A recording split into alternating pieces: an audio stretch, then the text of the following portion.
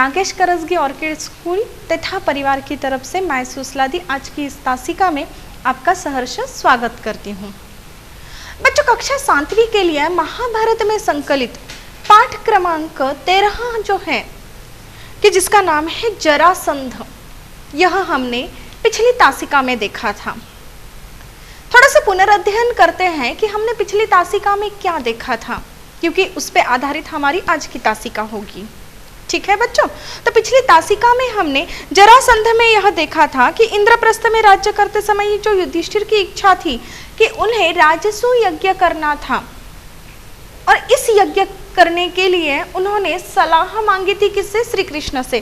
और इसी कारण श्री कृष्ण द्वारका से इंद्रप्रस्थ आए थे। जब श्री कृष्ण इंद्रप्रस्थ आ जाते हैं तो उनके आने के बाद युधिष्ठिर उनसे वार्तालाप करते हैं, उनसे बातचीत करते हैं और उन्हें कहते हैं कि उनके मित्रों की यह इच्छा है कि अब युधिष्ठिर को क्या करना चाहिए कि राजसूय यज्ञ करना चाहिए, और राजसूय यज्ञ के पश्चात उन्हें सम्राट पद ग्रहण कर लेना चाहिए। परंतु युधिष्ठिर यह बात भले भांति जानते थे कि जो राजा विश्व के सारे नरेशों को जीत लेता है, यानी कि सारे राजाओं को जीत लेता है और सारे राजाओं के लिए जो पूजनीय होता है, ऐसा ही व्यक्ति या ऐसा ही राजा क्या कर सकता है? इस राजसूय यज्ञ को कर सकता है। अतः युधिष्ठिर यह भी बताते हैं श्री कृष्ण से चर्चा करते समय कि ऐसा संभव है क्या, और ऐसा संभव है तो उसके लिए वह श्री कृष्ण से सलाह मांगते हैं। परंतु श्री कृष्ण जो है वह युधिष्ठिर से यह कहते हैं कि मगध देश का जो राजा है जरासंध, उसके होते हुए यह संभव नहीं है, क्योंकि जरासंध ने अनेक राजाओं को अपने कारागृह में बंदी बना लिया है, और यह जो जरासंध है उसका दामाद कंस है।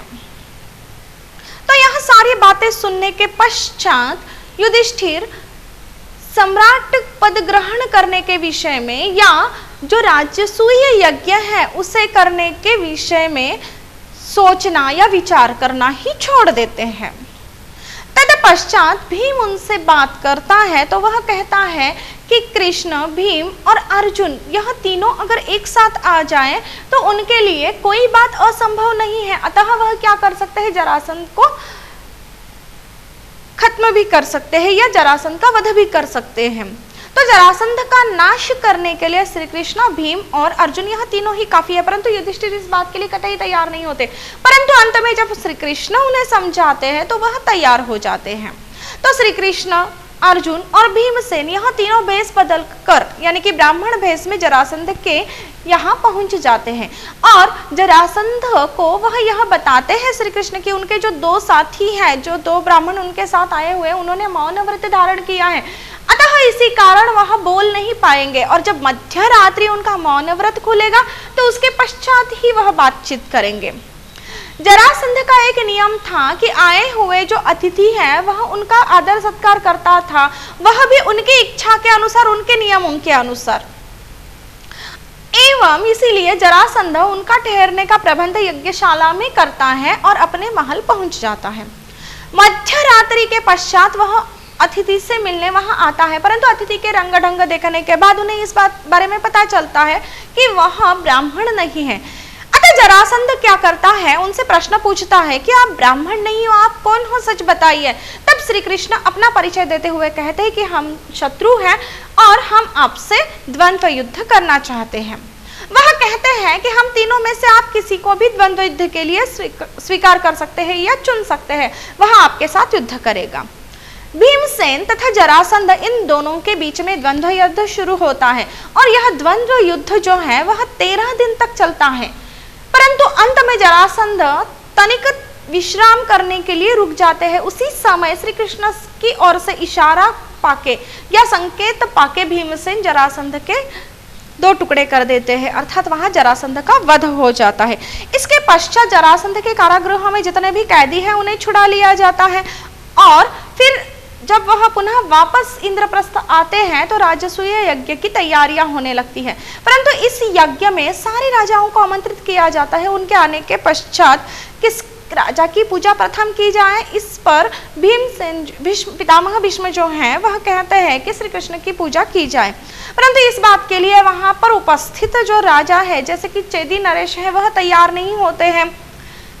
उसके पश्चात जो शिशुपाल होते हैं वह भी तैयार नहीं होते हैं। परंतु शिशुपाल और श्री कृष्ण के बीच में युद्ध होता है और इसमें श्री कृष्ण के हाथों शिशुपाल की मृत्यु हो जाती है। यह सारा जो है सार मैंने आपको जो बताया है अभी, वह हमने पिछली तासिका में पाठ क्रमांक 13 जो है कि जिसका नाम है जरासंध, जो हमारे महाभारत में संकलित है, उसमें हमने देखा था।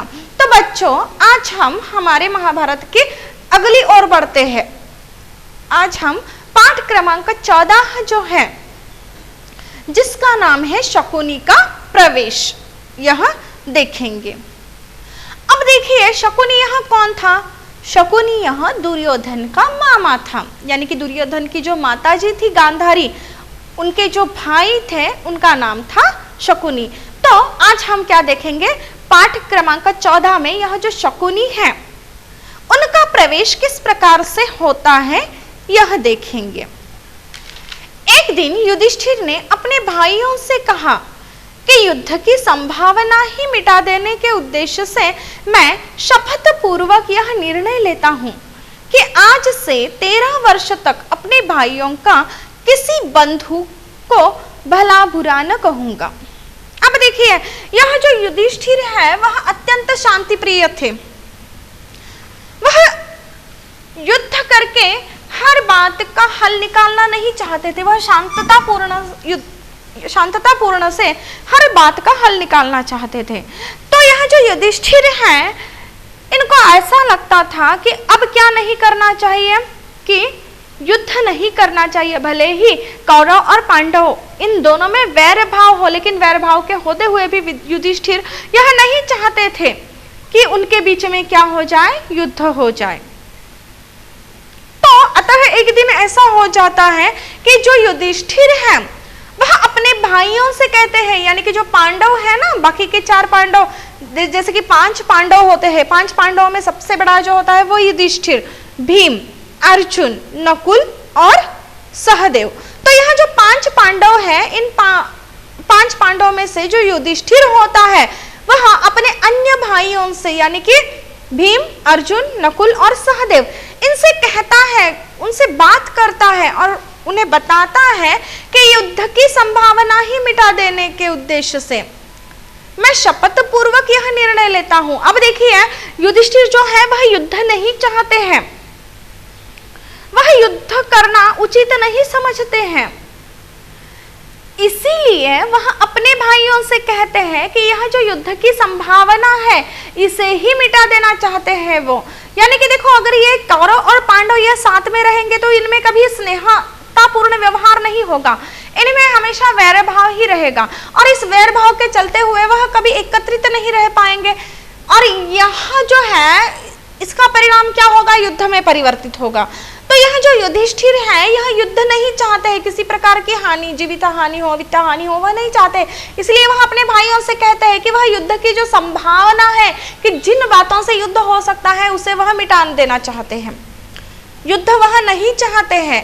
और इसी उद्देश्य से कि युद्ध ना हो वह अपने भाइयों से कहते हैं कि मैं शपथ पूर्वक यह निर्णय लेना चाहता हूं या मैं यह निर्णय लेता हूं।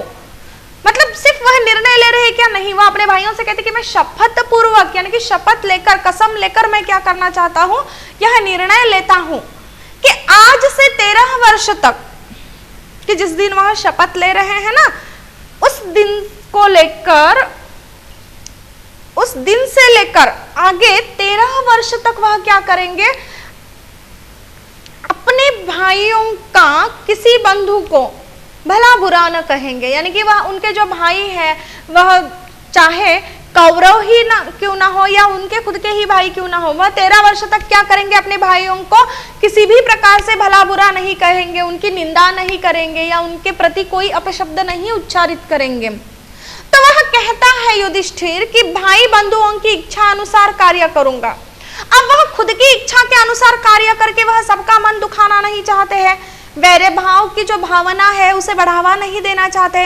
उनकी इच्छा यह है कि सारे भाई एकत्रित रहे, स्नेह के साथ रहे, उनमें कोई मतलब वितुष्ट ना आए।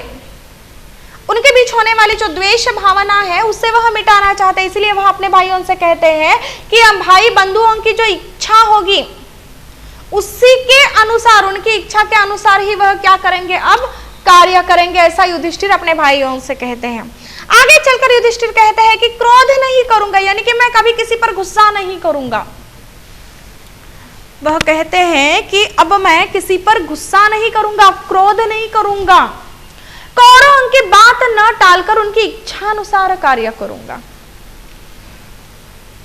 अब यह जो युधिष्ठिर है वह अपने भाइयों से कहता है कि मैं किसी के बारे में अपशब्द नहीं कहूंगा, किसी को मैं भला बुरा नहीं कहूंगा, मेरे जो भाई बंधु है उनकी इच्छा अनुसार कार्य करूंगा। तो युधिष्ठिर कहते हैं कि मुझे जो क्रोध आता है वह क्रोध भी मैं कभी नहीं करूंगा।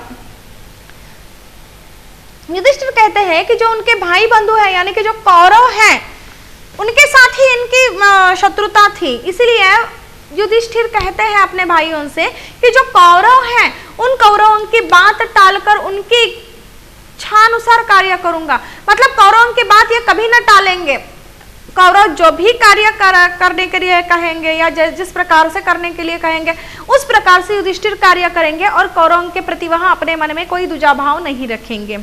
तो युधिष्ठिर अपने भाइयों से कहते हैं कि कौरवों की बात न टालकर उनकी इच्छा अनुसार मैं अब कार्य करूंगा, ताकि द्वेष भावना जो है वह समाप्त हो जाए, युद्ध की संभावना यहीं पर मिट जाए।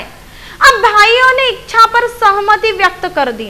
अब बाकी के जो 4 पांडव हैं या 4 भाई हैं उन्हें भी ऐसा लगता है कि ठीक है कि युधिष्ठिर क्या करना चाहते हैं, इस वैर भाव को मिटाना चाहते हैं तथा युद्ध की संभावना को मिटा देने के लिए ही वह क्या कर रहे हैं कि कौरवों की बात मानकर, उनकी कोई बात न टालकर उनकी इच्छा अनुसार कार्य करना चाहते हैं। इससे होगा तो क्या होगा कि उनके प्रति, उनके बीच में स्नेह निर्माण होगा, एक दूसरे के प्रति जो प्रेम होता है वह बढ़ जाएगा। ऐसा पांडवों को भी लगता है चारों, तो वह भी क्या करते हैं युधिष्ठिर की इस बात को या युधिष्ठिर की इस बात पर अपनी सहमति दर्शा देते हैं।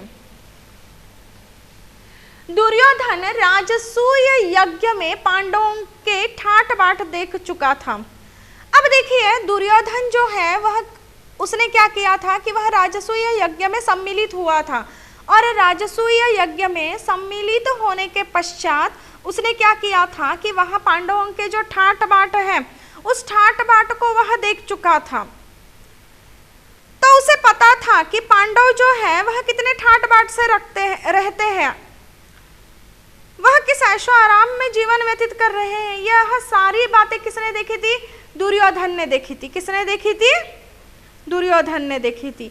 अतः दुर्योधन को यह बात पता थी कि क्या हो रहा है, कि वह कहा गया था कि युधिष्ठिर ने जो ये किया था ना राजसूय यज्ञ, उस यज्ञ में वह सम्मिलित हो चुका था और सम्मिलित होने के पश्चात पांडवों के जो ठाट बाट है, उनका जो रुतबा है, यह सारा उसने देखा था। अतः वह दुख के कारण चिंतित और उदास रहता था। वह क्या हो रहा था? इन सारी बातों से वह दुखी था। क्यों दुखी था? क्योंकि पांडव जो है उनका ठाट बाट है, उनका रुतबा है, उन्होंने राजसूय यज्ञ किया है। इन सारी बातों को देखकर यह जो दुर्योधन है ना, वह दुखी था और दुख के कारण वह चिंतित और क्या था? उदास था। अब देखिए कि यह जो दुर्योधन है वह कभी ना पांडवों का उसने भला नहीं चाहा है। वह हमेशा पांडवों को क्या करना चाहता है? नीचा दिखाना चाहता है और इसी प्रयास में वह लगातार अनेक प्रयत्न करते रहता है। परंतु पांडवों के ठाटबाट देखकर उसे काफी दुख होता है और इसी दुख के कारण वह चिंतित और उदास रहने लगता है। तो एक दिन उसने क्या किया? चिंतित और उदास देखकर शकुनी जो है, जो दुर्योधन का मामा है, वह उसके दुख का, उदासी का कारण जानना चाहता था। मतलब देखो, दुर्योधन जो है वह अत्यंत दुखी, चिंतित, उदास रहने लगता था, परंतु उसके उदासी का जो कारण है वह उसे पता नहीं था। इसीलिए यह जो शकुनी है, जो दुर्योधन का मामा है, वह क्या करना चाहता था? दुर्योधन के चिंतित होने का तथा उदास होने का जो कारण है वह कारण जानना चाहता था। तब दुर्योधन बोला, जब शकुनी ने यह जानना चाहा तो दुर्योधन अपने मामा से बोलता है, अर्थात शकुनी से बोलता है कि मामा, चारों भाइयों समेत, क्या बोलता है? चारों भाइयों समेत युधिष्ठिर ठाट बाट से राज्य कर रहे हैं। वह क्या कहता है कि मामा, यह जो चारों भाई है ना, इन चारों भाइयों को लेकर युधिष्ठिर क्या कर रहा है? बड़े ही ठाट बाट से, यानी कि बड़े ही सुख से क्या कर रहा है? राज्य कर रहा है। और यह सब इन आंखों से देखने पर भी मैं कैसे शोक न करूं? मतलब दुर्योधन अपने मामा से कहता है कि मैंने यह देखा है कि यह जो युधिष्ठिर है वह अत्यंत सुखमय है, वह अत्यंत प्रसन्न है अपने भाइयों के समक्ष, जो उसने इंद्रप्रस्थ या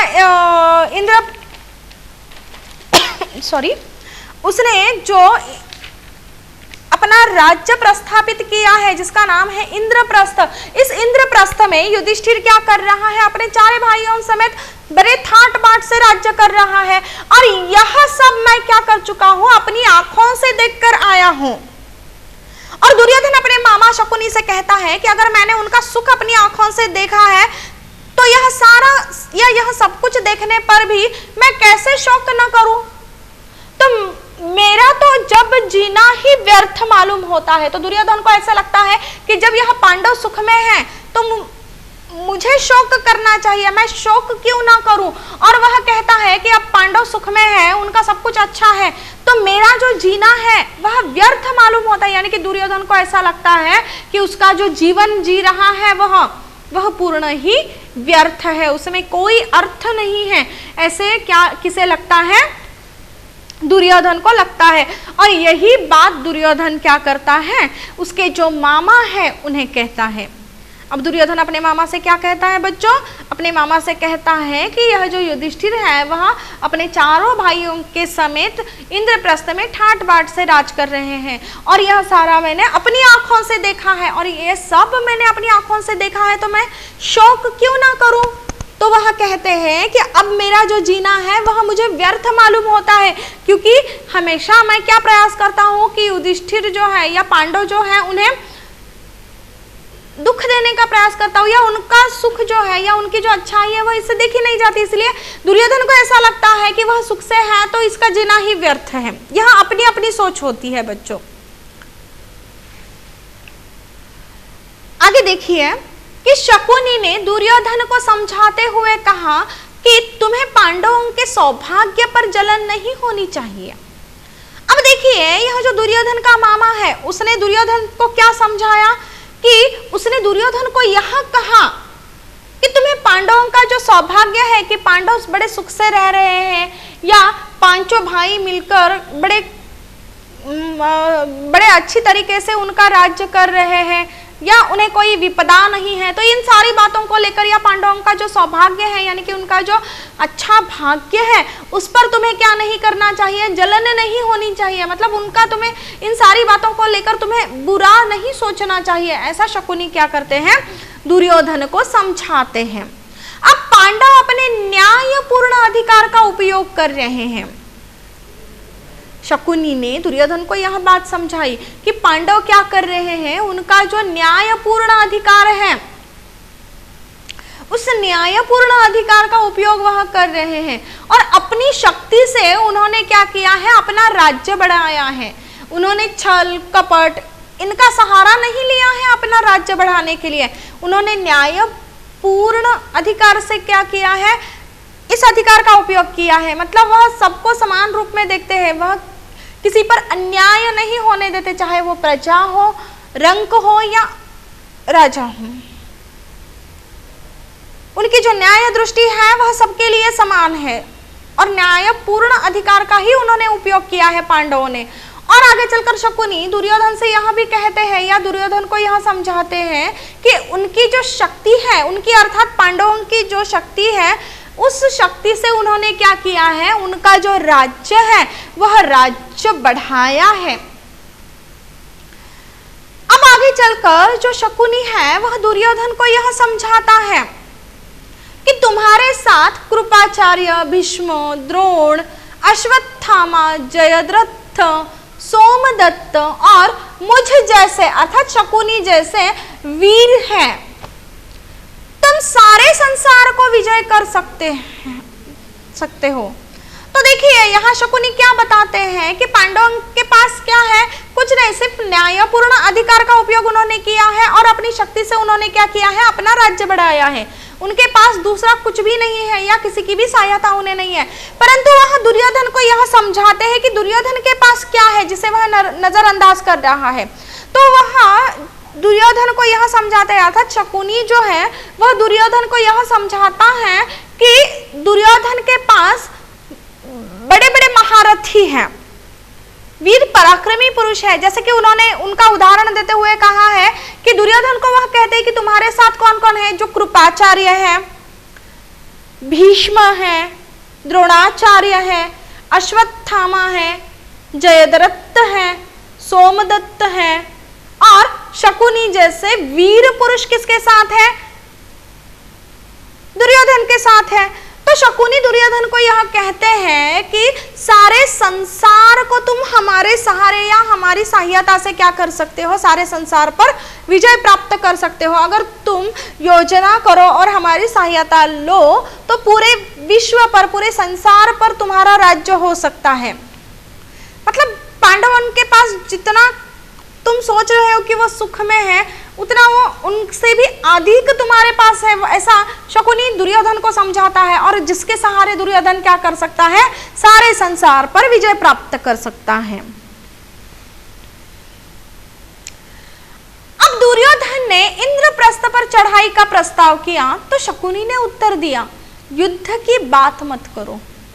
अब देखिए दुर्योधन यह सारी बातें सुनता है तो दुर्योधन को भी कहीं ना कहीं यह लगता है कि उसके पास कौन है, कृपाचार्य है, पितामह भीष्म है, आचार्य द्रोण है, अश्वत्थामा है, सोमदत्त है। तो ऐसे अनेक वीर पुरुष दुर्योधन के पास है। जब शकुनी ने ऐसा बताया तो दुर्योधन क्या सोचने लगता है कि मेरे पास तो बहुत बड़े वीर पुरुष है, तो मैं क्या कर सकता हूँ, इंद्रप्रस्थ पर चढ़ाई कर सकता हूँ, अर्थात आक्रमण कर सकता हूँ और आक्रमण करके मैं क्या कर सकता हूँ, इंद्रप्रस्थ को हासिल कर सकता हूँ। और दुर्योधन ने तुरंत यह जो बात है वह उसके मामा यानी कि शकुनी से कह दी।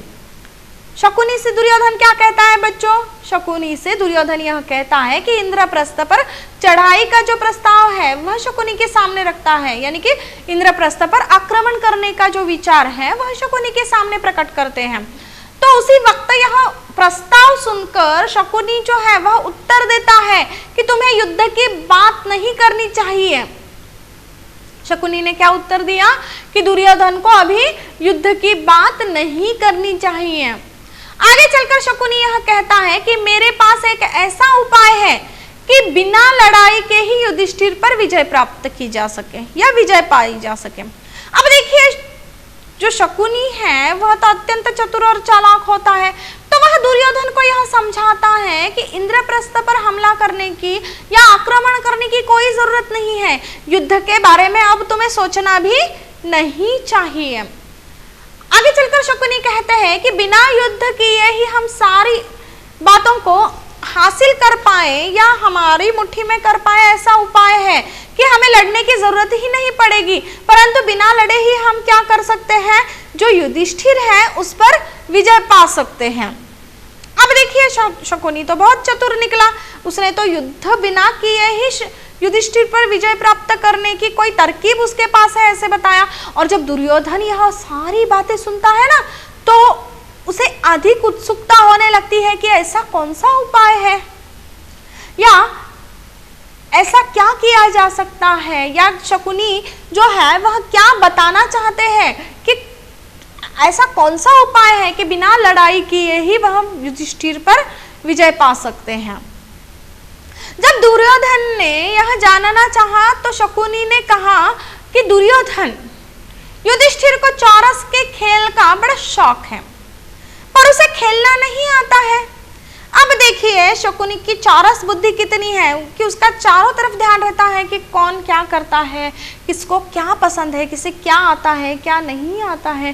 तो यह जो शकुनी है, जब दुर्योधन यह जानना चाहता है कि ऐसी कौन सी तरकीब है या ऐसा कौन सा उपाय है कि जिससे बिना लड़ाई किए ही युधिष्ठिर पर विजय प्राप्त की जा सकती है, तो शकुनी उसे यह समझाता है या दुर्योधन से कहता है कि दुर्योधन, यह जो युधिष्ठिर है ना, उसको चौरस के खेल का बड़ा शौक है। हर किसी के कोई ना कोई शौक होते हैं। जैसे कि आप लोगों को देखा जाए तो आप लोगों को चित्र बनाना, गाना या संगीत सुनना, खेलना, कुछ नई नई चीजें बनाना, ऐसे अनेक शौक आपको होते हैं ना बच्चों। ठीक उसी प्रकार शकुनी ने यह गौर किया था कि युधिष्ठिर को क्या है कि युधिष्ठिर को चौरस के खेल का बड़ा शौक है, यानी कि चौरस का खेल जो है वह उसे काफी पसंद था। परंतु आगे चलकर शकुनी दुर्योधन से यह कहता है कि पर उसे यानी कि युधिष्ठिर को यह खेलना नहीं आता है। मतलब देखिए युधिष्ठिर को बहुत बड़ा शौक है किसका, चौरस के खेल का, परंतु इस खेल के बारे में वह अधिक जानकारी नहीं प्राप्त कर सका या अधिक जानकारी उसे प्राप्त नहीं है। और इसी कारण शकुनी जो है वह दुर्योधन से कहता है कि युधिष्ठिर को चौरस का जो खेल है उसका बड़ा शौक है, परंतु उसे खेलने नहीं आता है। हम क्या करेंगे, उसे खेलने के लिए न्योता दे तो युधिष्ठिर अवश्य मान जाएगा। तुम तो जानते ही हो ना कि मैं मंजा हुआ खिलाड़ी हूं, यानी कि उसमें माहिर खिलाड़ी हूं, मंजा अर्थात माहिर खिलाड़ी हूं।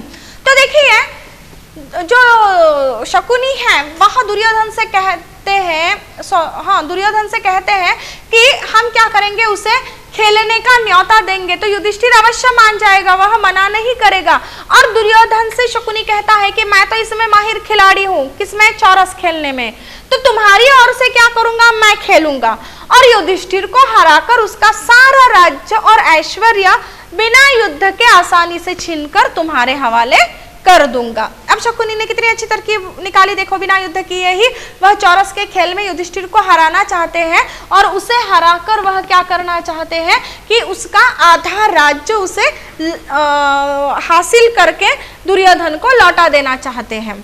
अब देखिए दुर्योधन और शकुनी जो है धृतराष्ट्र के पास गए। किसके पास गए, धृतराष्ट्र के पास, और वहां जाकर उन्होंने शकुनी ने सलाह दी कि चौरस के खेल के लिए क्या किया जाए, पांडवों को निमंत्रित किया जाए, उन्हें बुलाया जाए हस्तिनापुर। परंतु धृतराष्ट्र ने क्या किया कि जुए के खेल को बुरा मानते हुए इस प्रस्ताव का विरोध किया।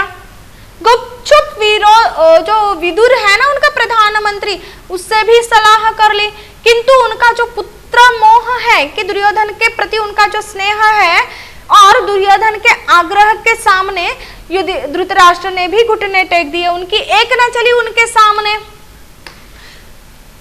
अंत में विदुर ने धृतराष्ट्र को सचेत करते हुए कहा कि वह धृतराष्ट्र को सचेत करते हैं कि आने वाले भविष्य में क्या होगा, और वह कहते हैं कि राजन, सारे वंश का इससे नाश हो जाएगा और इसके कारण हमारे कुल के लोगों में आपसी मनमुटाव और झगड़े फसाद होंगे, इसकी भारी विपदा हम पर आएगी। किंतु उत्तर पुत्र मोह से लाचार धृतराष्ट्र ने विदुर को ही चौरस का निमंत्रण देने के लिए इंद्रप्रस्थ भेज दिया। अब देखिए यहाँ पर जो राजा धृतराष्ट्र है उनसे सलाह करने के लिए, उनसे यह बात कहने के लिए दुर्योधन और शकुनी वहां आ जाते हैं धृतराष्ट्र के पास। परंतु शकुनी ने सलाह दी कि चौरस खेल खेलने के लिए क्या किया जाए, पांडवों को बुला लिया जाए। परंतु धृतराष्ट्र ने क्या किया कि इस जुए के खेल को उन्होंने बुरा माना, उनको यह खेल अच्छा नहीं लगता, इसलिए उन्होंने इस प्रस्ताव का विरोध किया। और इस प्रस्ताव के विषय में वह क्या करते हैं, विदुर जो है ना उससे भी सलाह मशवरा करते हैं। परंतु जब विदुर ने उन्हें सचेत किया कि यह जो चौरस का खेल है, इस चौरस के खेल के कारण क्या हो सकता है, हमारा जो वंश है उसका नाश हो सकता है, और इसके कारण क्या हो सकता है, हमारे कुल के जो लोग हैं इन लोगों में आपसी मनमुटाव हो सकता है, एक दूसरे के प्रति मन में गलत विचार आ सकते हैं और इसके कारण झगड़े फसाद भी हो सकते हैं। तो अतः इसकी भारी विपदा हम पर आ सकती है, इसके परिणाम हमें भुगतने पड़ सकते हैं। इसीलिए आपको क्या करना चाहिए, ऐसा नहीं करना चाहिए। परंतु युधिष्ठिर के मन में जो पुत्र प्रेम होता है, पुत्र मोह होता है और दुर्योधन का जो आग्रह होता है, इसके कारण युधिष्ठिर ने अपने घुटने टेक दिए और उसने क्या किया, उसने अर्थात जो धृतराष्ट्र है उन्होंने क्या किया कि वह दुर्योधन के सामने उनकी एक नहीं चलती है। तो धृतराष्ट्र क्या करते हैं, लाचार होकर विदुर को ही वह क्या करते हैं, चौरस खेलने का निमंत्रण देने के लिए इंद्रप्रस्थ युधिष्ठिर के पास भेज देते हैं। तो हमारा आज का यह जो पाठ है शकुनी का प्रवेश, यही समाप्त होता है। धन्यवाद एवं शुभ दिन।